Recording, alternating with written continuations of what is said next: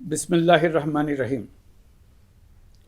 প্রিয় দেশবাসী, শিশু, কিশোর কিশোরী, তরুণ তরুণী, ছাত্রছাত্রী, বয়স্ক, বৃদ্ধ, নারী পুরুষ সবাইকে আমার সালাম জানাচ্ছি।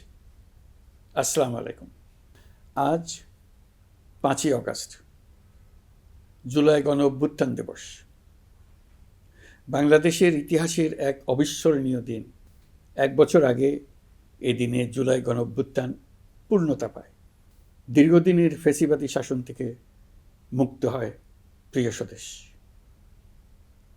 গত বছরের জুনে আদালতের একটি রায়ে সরকারি চাকরিতে কোটা পুনর্বহাল হলে দেশের তরুণ শিক্ষার্থী সমাজ বিক্ষুব্ধ হয়ে ওঠে। তাদের এই ক্ষোভ দাবানলে পরিণত হয় স্বৈরাচারের তুচ্ছতাচ্ছিল্যে, দমন পীড়নে, নির্বিচারে গুলিবর্ষণ, নির্মম হত্যাযজ্ঞের কারণে। স্বৈরাচারী শাসকের নির্দেশে পরিচালিত হত্যাযজ্ঞের সামনে নির্ভীক চিত্তে দাঁড়িয়েছিল এদেশের ছাত্র, শ্রমিক, জনতা। তাদের সম্মুখভাগে ছিলেন আমাদের অদম্য নারীরা। দেশকে স্বৈরাচার মুক্ত করতে অকাতরে জীবন উৎসর্গ করেছেন তাঁরা। আজকের দিনে আমি জাতির সূর্য সন্তান জুলাই শহীদদের গভীর শ্রদ্ধার সঙ্গে স্মরণ করছি। জুলাইয়ে যারা আহত হয়েছেন, চিরতরে পঙ্গু হয়েছেন, দৃষ্টি হারিয়েছেন, জাতির পক্ষ থেকে আমি তাদের প্রতি শ্রদ্ধা ও কৃতজ্ঞতা জানাচ্ছি। প্রিয় দেশবাসী, গত 1 বছরে আমরা অনেক সংকট ও সম্ভাবনার মধ্য দিয়ে পার করেছি। অনেক ঘটনা, দুর্ঘটনা আমাদের গভীরভাবে বেদনাহত করেছে। সর্বশেষ মাইলস্টোন কলেজে বিমান বিধ্বস্ত হয়ে ঝরে গেছে আমাদের কোমলমতি শিশুসহ বেশ কিছু মানুষের প্রাণ। আগুনে পুড়ে আহত হয়েছেন অনেকেই। এই ঘটনা আমাদের সবাইকে শোকস্তব্ধ করে দিয়েছে। এই দুর্ঘটনায় নিহতদের আত্মার শান্তি কামনা করছি। যারা এখনও হাসপাতালে চিকিৎসাধীন, তাদের দ্রুত আরোগ্য কামনা করছি। এই ভয়াবহ দুর্ঘটনার পর সিঙ্গাপুর, চীন, ভারতসহ কয়েকটি দেশের যে সকল চিকিৎসক এবং নার্স আহতদের সেবায় অক্লান্ত পরিশ্রম করেছেন, তাদের প্রতি কৃতজ্ঞতা জানাচ্ছি। যারা রক্ত দিয়ে আহতদের পাশে দাঁড়িয়েছেন, কৃতজ্ঞতা জানাচ্ছি তাদের প্রতিও। প্রিয় দেশবাসী, জুলাই অভ্যুত্থানের পর আমরা অনেক দূর পথ অতিক্রম করে এসেছি। আমাদের জাতীয় জীবনে শান্তি শৃঙ্খলা ফিরে এসছে, অর্থনীতিতে গতিশীলতা এসছে, সংকট দূর হয়েছে। মাত্র কয়েকদিন আগে যুক্তরাষ্ট্রের সঙ্গে আমরা সফলতার সঙ্গে শুল্ক আলোচনা সমাপ্ত করেছি। এর ফলে আমাদের অর্থনীতির সম্ভাবনা বহুগুণ বেড়ে গিয়েছে। যখন 1 বছর আগে আমাদের অন্তর্বর্তীকালীন সরকার 16 বছর ব্যাপী একটানা ধ্বংসযজ্ঞ এবং লুটপাটে বিধ্বস্ত এক অর্থনীতির দায়িত্ব নিয়েছিলাম, তখন কারোরই মনে হচ্ছিল না এই বিধ্বস্ত অর্থনীতিকে আবার সহজে চালু করা যাবে। মাত্র 1 বছরের মধ্যে আমরা এতদূর রাস্তা অতিক্রম করতে পারবো, এটা চিন্তাই করা যায়নি। অর্থনীতি ঘুরে দাঁড়িয়েছে, এখন দ্রুত গতিতে এগিয়ে যাবার পালা। আমরা এখন অন্তর্বর্তী সরকার থেকে একটি নির্বাচিত সরকারের হাতে রাষ্ট্র পরিচালনার দায়িত্ব তুলে দেওয়ার দিকে অগ্রসর হচ্ছি। আমরা দায়িত্ব গ্রহণের 4 মাসের মাথায় জাতির উদ্দেশ্যে দেওয়া ভাষণে আমি প্রতিশ্রুতি দিয়েছিলাম 2026 সালের জুনের মধ্যে দেশের আগামী জাতীয় সংসদ নির্বাচন আয়োজন করব। তবে নির্বাচনের আগে আমাদের অত্যাবশ্যকীয় কয়েকটি কাজ সম্পন্ন করতে হবে। এর মধ্যে অন্যতম হল জুলাই ঘোষণাপত্র ও জুলাই সনদ। আজ জুলাই গণ অভ্যুত্থান দিবসে সকল রাজনৈতিক দলকে সঙ্গে নিয়ে আমরা জাতির কাছে জুলাই ঘোষণাপত্র উপস্থাপন করেছি। এই ঘোষণাপত্রে মহান মুক্তিযুদ্ধ সহ বাংলাদেশের মানুষের অতীতের বিভিন্ন ঐতিহাসিক ও গণতান্ত্রিক সংগ্রাম থেকে শুরু করে জুলাই অভ্যুত্থানের প্রেক্ষাপট বর্ণনা করা হয়েছে। আমাদের 3টি দায়িত্ব ছিল: সংস্কার, বিচার ও নির্বাচন। জুলাই অভ্যুত্থানের ছাত্র, শ্রমিক, জনতা দেয়ালে দেয়ালে যে প্রত্যাশার কথা লিখে রেখেছিল, তার অন্যতম ফোকাস ছিল রাষ্ট্র ব্যবস্থার গণতান্ত্রিক সংস্কার। সেই লক্ষ্যে আমরা বেশ কয়েকটি সংস্কার কমিশন গঠন করেছিলাম। তাদের মধ্যে প্রধান প্রধান সংস্কার কমিশনগুলো যে সুপারিশ পেশ করেছে সেগুলোর মধ্যে স্বল্প সময়ের মধ্যে আশু বাস্তবায়নযোগ্য বহু সংস্কার আমরা ইতিমধ্যে সম্পন্ন করেছি। এই সংস্কারগুলোর মাধ্যমে অর্থনৈতিক খাত, বিচার ব্যবস্থা ও জনপ্রশাসনে গতিশীলতা আসবে, স্বচ্ছতা ও জবাবদিহিতা বহুলাংশে বৃদ্ধি পাবে, দুর্নীতি, অনিয়ম ও হয়রানি হ্রাস পাবে। দীর্ঘমেয়াদী সংস্কার কাজ বাস্তবায়নের লক্ষ্যে আমরা জাতীয় ঐকমত্য কমিশন গঠন করেছিলাম। এই কমিশনে 30টিরও অধিক রাজনৈতিক দল ও জোট স্বতঃস্ফূর্তভাবে অংশগ্রহণ করেছে, তাদের মতামত দিয়েছে। প্রাথমিক পর্যায়ে ঐকমত্য কমিশন 166টি সুপারিশ নিয়ে 30টির বেশি রাজনৈতিক দলের সঙ্গে প্রায় 2 মাস ধরে দলগত ও জোটগতভাবে আলোচনা করেছিল। এই প্রক্রিয়ায় যেসব বিষয়ে রাজনৈতিক দলগুলোর মধ্যে ঐকমত্য প্রতিষ্ঠিত হয়েছিল সেগুলো বাদ দিয়ে কমিশনের পক্ষ থেকে 19টি মৌলিক সংস্কারের বিষয় চিহ্নিত করা হয়। দ্বিতীয় পর্যায়ে 23 দিন ধরে আলোচনা শেষে 19টি বিষয়ের বেশিরভাগ ক্ষেত্রেই ঐকমত্য প্রতিষ্ঠা করা সম্ভব হয়েছে, যদিও কয়েকটি ক্ষেত্রে কিছু কিছু রাজনৈতিক দলের নোট অফ ডিসেন্ট রয়েছে। সংস্কারের ক্ষেত্রে আমরা আমাদের লক্ষ্যে পৌঁছাতে পেরেছি। ঐকমত্য কমিশনের পরিচালনায় দেশের সকল রাজনৈতিক দল মিলে দীর্ঘদিন ধরে প্রতিনিয়ত আলাপ আলোচনার ভিত্তিতে জুলাই সনদ চূড়ান্ত হওয়ার পর্যায়ে এসছে। জুলাই সনদ একটি ঐতিহাসিক অর্জন।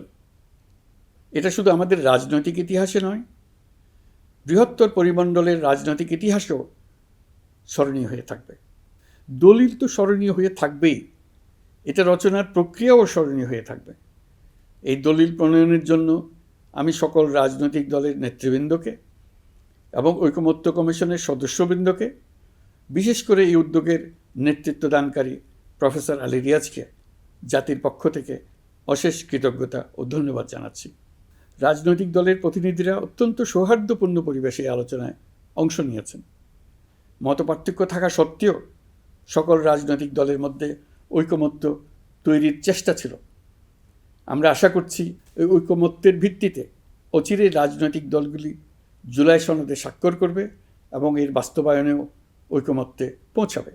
জুলাই সনদ বাংলাদেশে সুষ্ঠুভাবে ক্ষমতা হস্তান্তর, জবাবদিহিমূলক রাষ্ট্রীয় প্রতিষ্ঠানগুলোর স্বাধীনতা ও সক্ষমতা, নাগরিক অধিকারের সত্যিকারের বাস্তবায়ন, রাষ্ট্রীয় সম্পদ ও সামর্থ্যের ব্যবস্থাপনা নিশ্চিত করবে। আমাদেরকে নিশ্চিত করতে হবে ভবিষ্যতের কোনো সরকারই যেন আর ফ্যাসিস্ট হয়ে উঠতে না পারে। রাষ্ট্রকে এমনভাবে মেরামত করতে হবে যাতে কখনো কোথাও ফ্যাসিবাদের লক্ষণ পাওয়া গেলেই সেটিকে যেন তাৎক্ষণিকভাবে সেখানেই নির্মূল করা যায়, আর যেন 16 বছরের জন্য অপেক্ষা করতে না হয়, বহু মানুষকে প্রাণ দিতে না হয়, আমাদের যেন আরেকটি গণ অভ্যুত্থানের প্রয়োজন না হয়। জুলাই আগস্টের মানবতাবিরোধী অপরাধ মামলায় বিচার কাজ দৃঢ়ভাবে এগিয়ে চলেছে। বিচারের আনুষ্ঠানিক শুনানি পর্বও শুরু হয়েছে। ইতিহাসের নির্মম হত্যাযজ্ঞে যারা জড়িত তাদের বিচার এদেশের মাটিতে হবেই।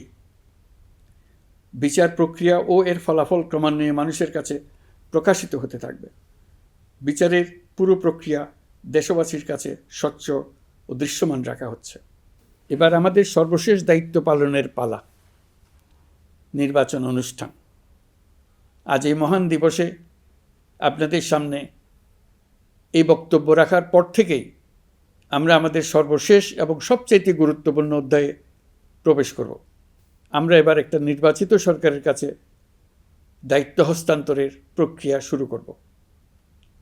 অন্তর্বর্তী সরকারের পক্ষ থেকে আমি প্রধান নির্বাচন কমিশনারের কাছে চিঠি পাঠাব যেন নির্বাচন কমিশন আগামী রমজানের আগে 2026 সালের ফেব্রুয়ারি মাসে জাতীয় নির্বাচন অনুষ্ঠানের আয়োজন করেন। আপনারা সকলেই দোয়া করবেন যেন সুন্দরভাবে নির্বাচন অনুষ্ঠান করে এদেশের সকল নাগরিক একটি নতুন বাংলাদেশ গড়ার কাজে সফলভাবে এগিয়ে যেতে পারে। আমরা সরকারের পক্ষ থেকে এই নির্বাচন যাতে সুষ্ঠু, শান্তিপূর্ণ এবং উৎসবমুখরভাবে সম্পন্ন করা যায় সেজন্য সকল প্রকার সাহায্য সহযোগিতা প্রদান করব। এবারের নির্বাচন যেন আনন্দ উৎসবের দিক থেকে, শান্তি শৃঙ্খলার দিক থেকে, ভোটার উপস্থিতির দিক থেকে সৌহার্দ্য ও আন্তরিকতার দিক থেকে দেশের ইতিহাসে স্মরণীয় হয়ে থাকে। সেই জন্য সকল আয়োজন সম্পন্ন করতে আগামীকাল থেকে আমরা সকলেই মানসিক প্রস্তুতি ও প্রাতিষ্ঠানিক আয়োজন শুরু করব। নির্বাচনে ভোটারদের সম্পর্কে দুই একটা কথা বলতে চাই। এবার আমরা প্রবাসী ভোটারদের ভোট দেওয়ার আয়োজন নিশ্চিত করতে চাই। অর্থনৈতিক দিক থেকে সম্পূর্ণ বিধ্বস্ত বাংলাদেশ যে আবার দ্রুত ঘুরে দাঁড়াতে পেরেছে, তার বড় কারণ হলো আমাদের রেমিটেন্স যোদ্ধাদের ঐতিহাসিক অবদান।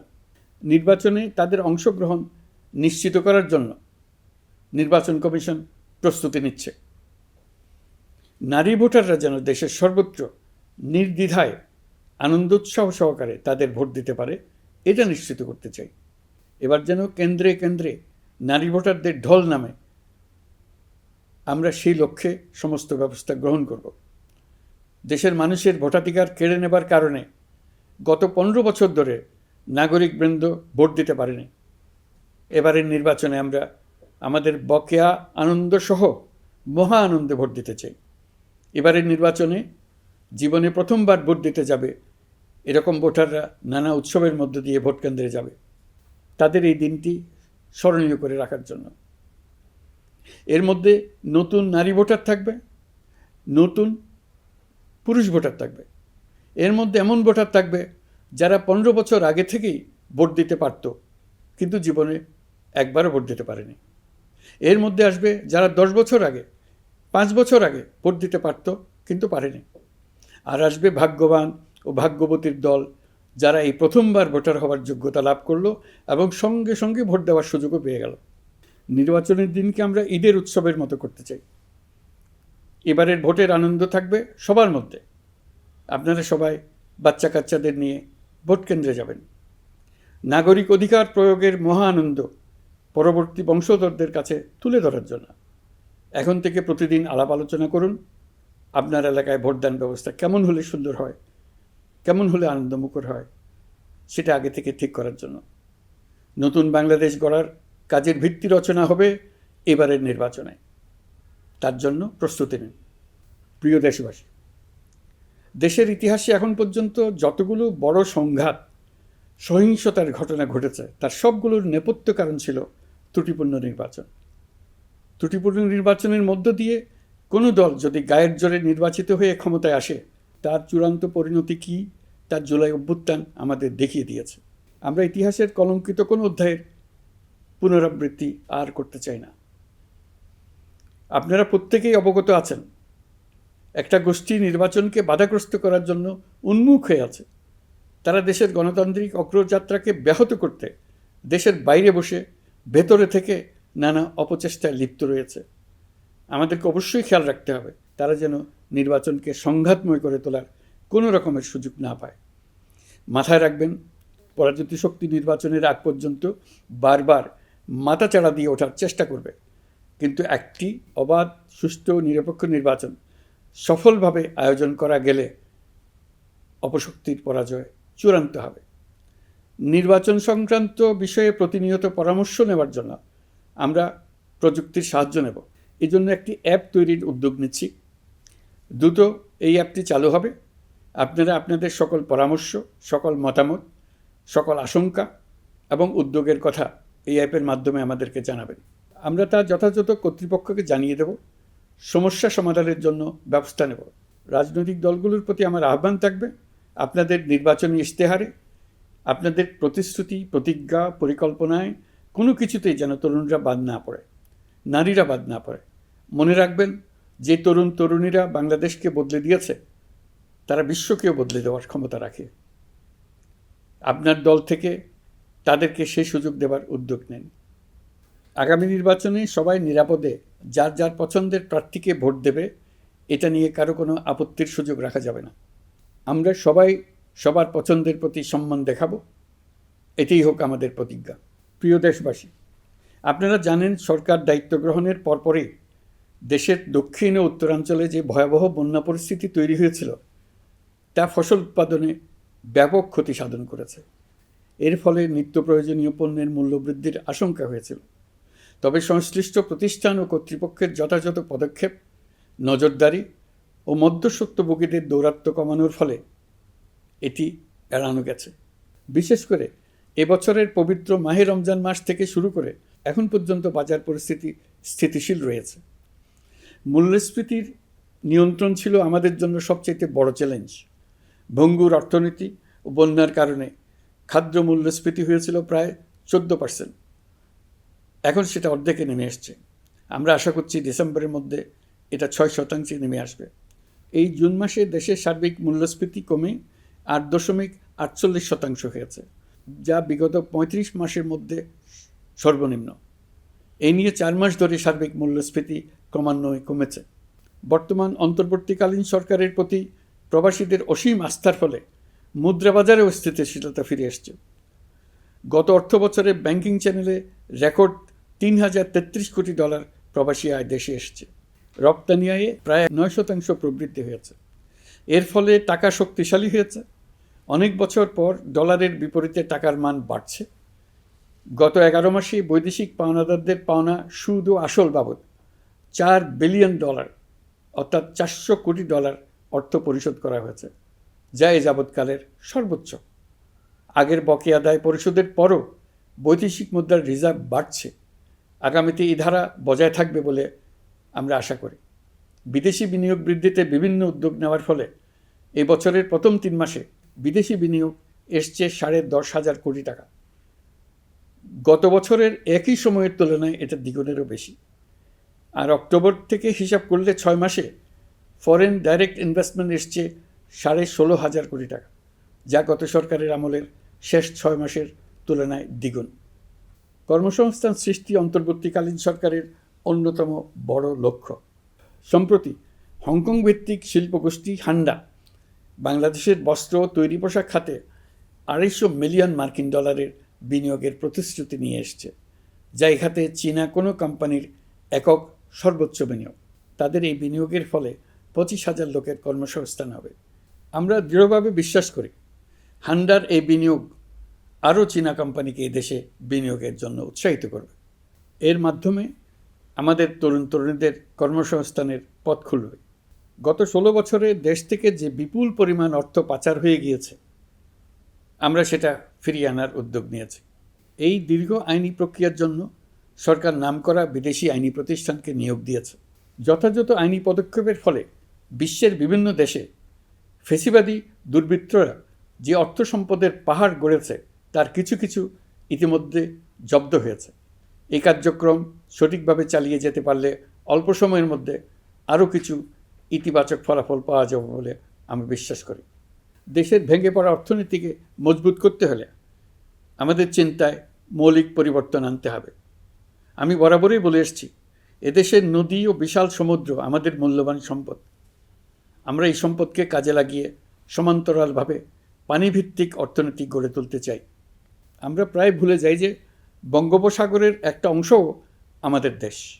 এর পরিমাণ আমাদের মোট জমির পরিমাণের চাইতে বেশি। আমরা প্রায় সবসময় জমিভিত্তিক আমাদের অর্ধেক দেশ নিয়ে মাথা ঘামাই, বাকি পানিভিত্তিক অর্ধেক দেশকে হিসাবেই ধরি না, কারণ আমরা ওই অংশে বসবাস করি না। আমরা তো হাওর বাওরেও বসবাস করি না, তাই বলে তো তাকে হিসাবের বাইরে রাখি।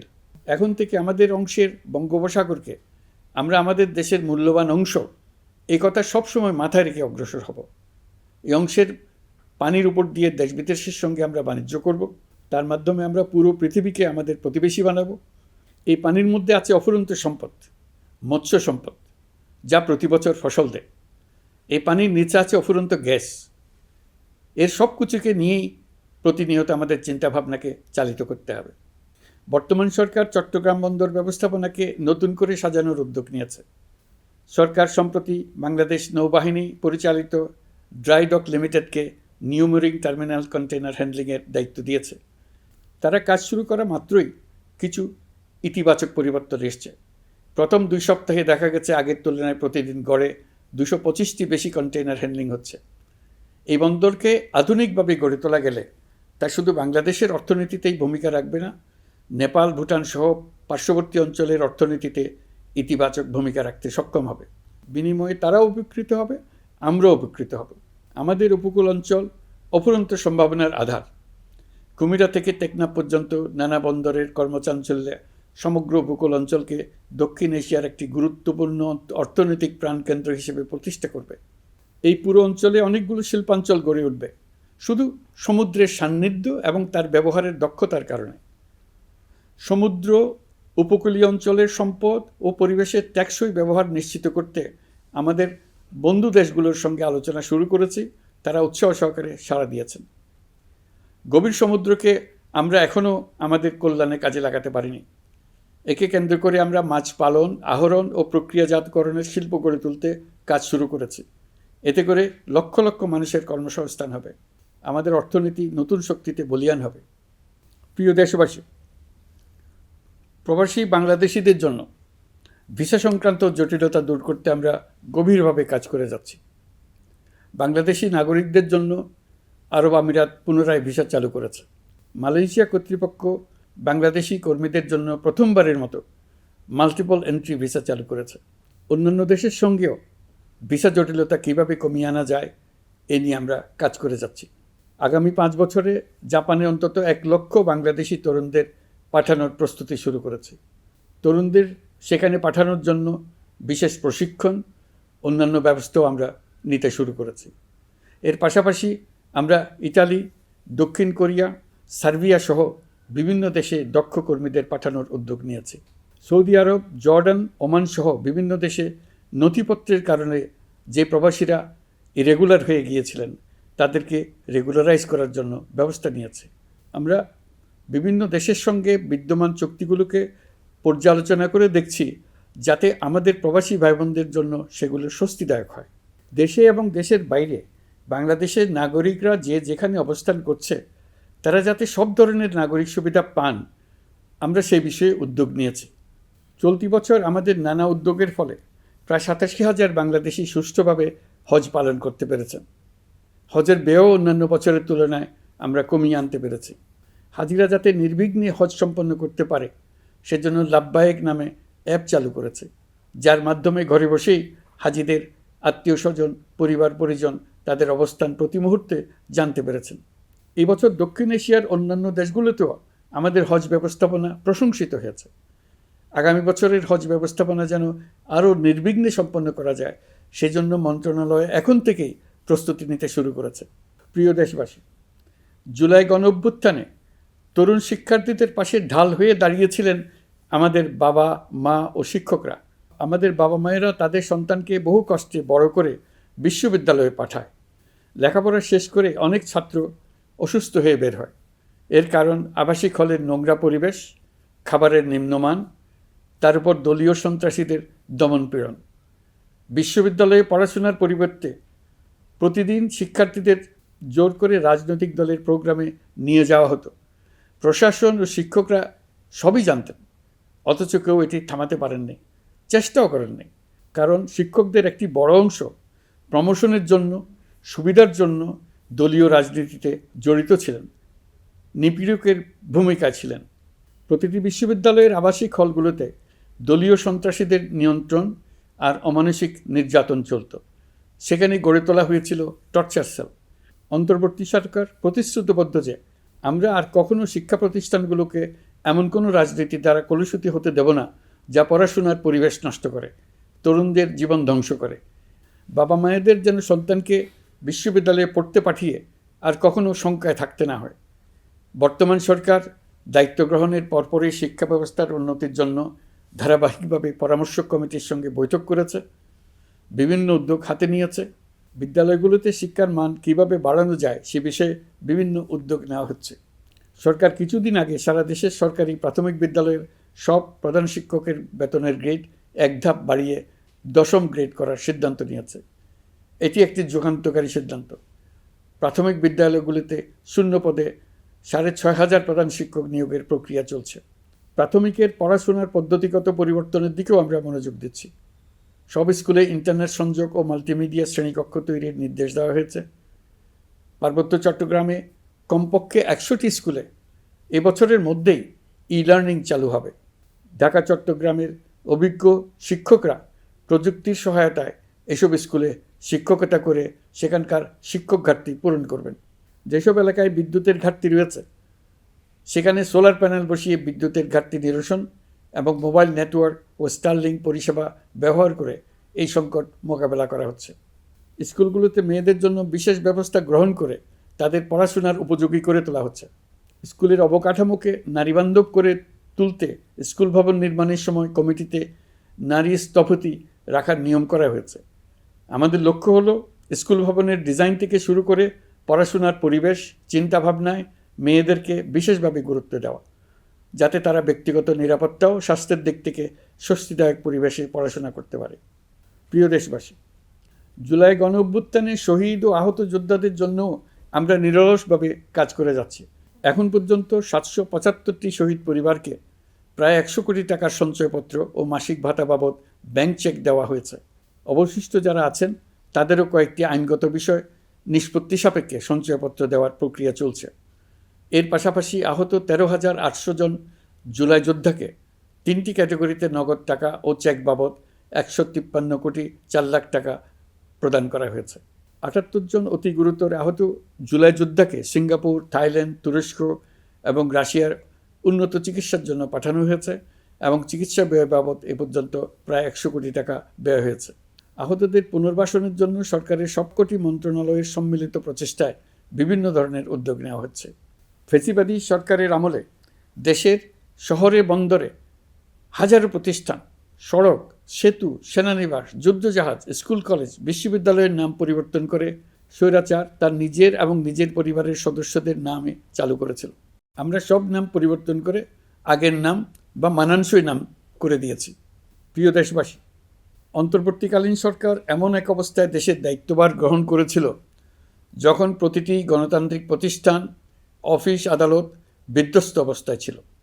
আমাদের প্রথম এবং প্রাথমিক কাজ ছিল এই প্রতিষ্ঠানগুলো সংস্কার এবং পুনর্নির্মাণে হাত দেওয়া, আইনশৃঙ্খলা বাহিনী পুনর্গঠন, অর্থনীতি পুনরুদ্ধার, আইন আদালত, নির্বাচন কমিশন সহ যাবতীয় গণতান্ত্রিক প্রতিষ্ঠানকে সচল করা এবং নাগরিকদের নিকট দায়বদ্ধ করে তোলা। রক্তাক্ত জুলাই ছিল স্বৈরাচারের বিরুদ্ধে তরুণদের পুঞ্জীবিত ক্ষোভের বহিঃপ্রকাশ। 16 বছর ধরে সরকারের স্বৈরাচারী আচরণের বিরোধিতা করে যতগুলো আন্দোলন হয়েছে, প্রতিটিতেই দলীয় সন্ত্রাসীরা অস্ত্র হাতে আন্দোলনকারীদের আক্রমণ করেছে।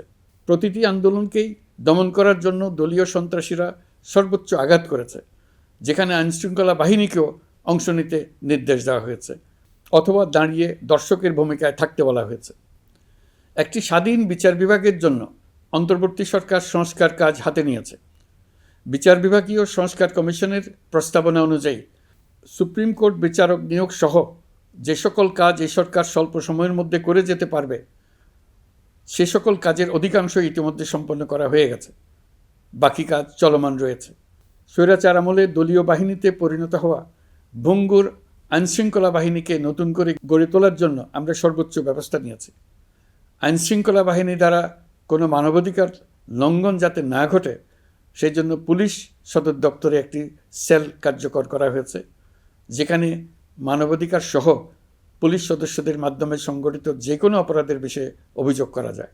এই সমস্ত সেল অন্যান্য আইন প্রয়োগকারী সংস্থার প্রধান কার্যালয়ও স্থাপন করা হচ্ছে।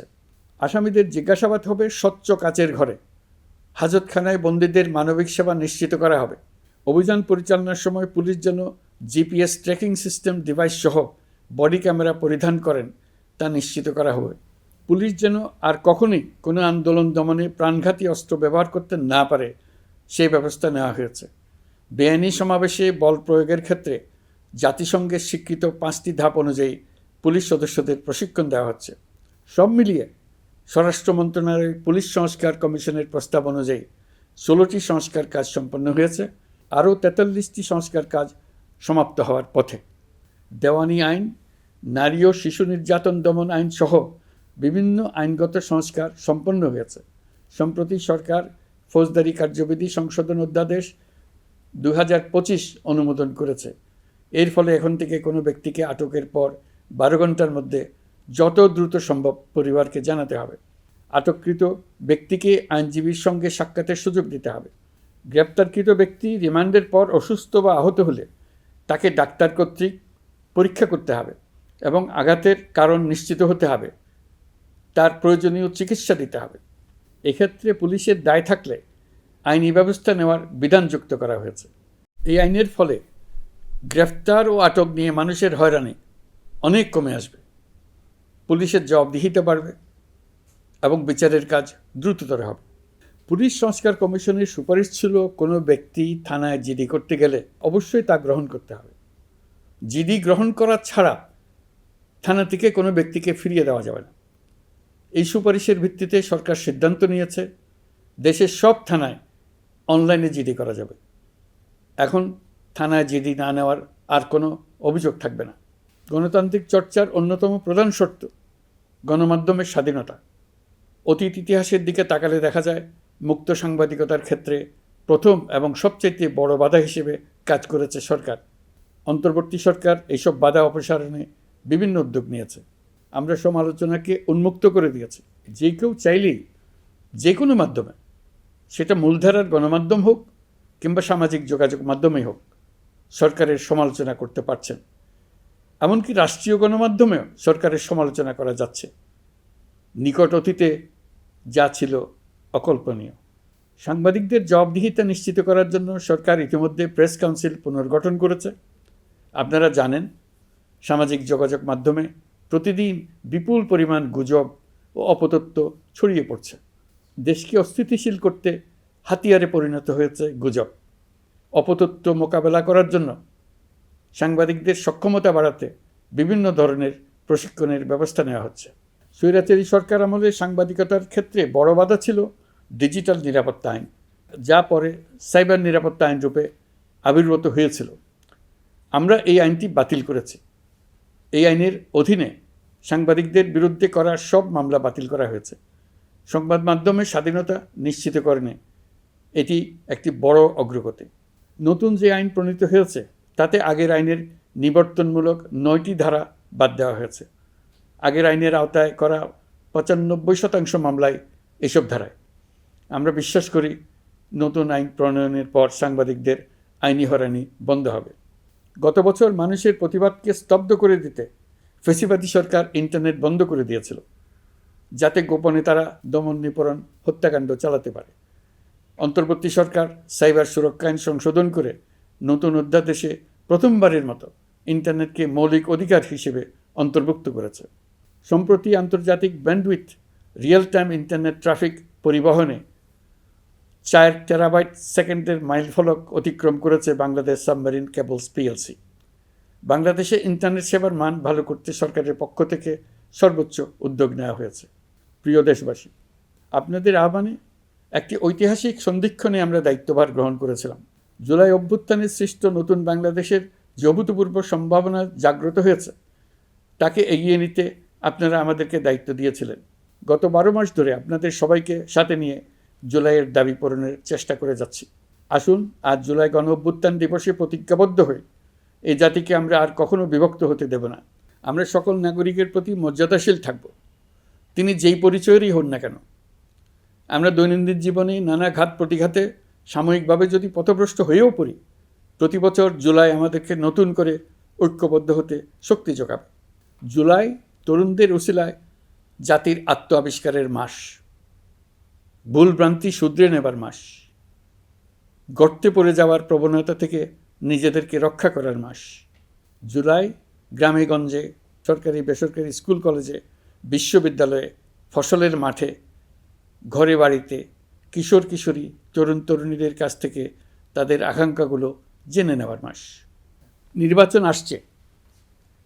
যদি আপনি আপনার নির্বাচনী এলাকা থেকে দূরে বসবাস করেন, তবে এখন থেকে নিয়মিত নির্বাচনী এলাকা পরিদর্শন করুন, যাতে সেরা ব্যক্তিকে নির্বাচিত করতে আপনি প্রস্তুত হতে পারেন। যাদের তাজা রক্তের বিনিময়ে আমরা আমাদের এই অতি মূল্যবান অধিকার ফিরে পেলাম, ভোটটা দেওয়ার আগ মুহূর্তে যেন তাদের চেহারা আমাদের চোখে ভেসে ওঠে। ফেব্রুয়ারি বেশি দূরে নয়। নির্বাচন নিয়ে প্রস্তুতি নিতে নিতেই ভোটের দিন এসে পড়বে। বহু বছর আমরা কেউ ভোট দিতে পারিনি। এবার আমরা সবাই ভোট দেব, কেউ বাদ যাবে না। সবাই যেন বলতে পারি, নতুন বাংলাদেশ গড়ার পথে দেশকে রওনা করার জন্য আমি আমার ভোটটা দিয়েছিলাম। আমার ভোটেই দেশটা সে পথে রওনা হতে পেরেছিল। জুলাই গণ অভ্যুত্থান দিবসে সকল নাগরিকের কাছে আমার আহ্বান, আসুন নতুন বাংলাদেশ গড়ার প্রথম বড় পরীক্ষায় সফলভাবে উত্তীর্ণ হই।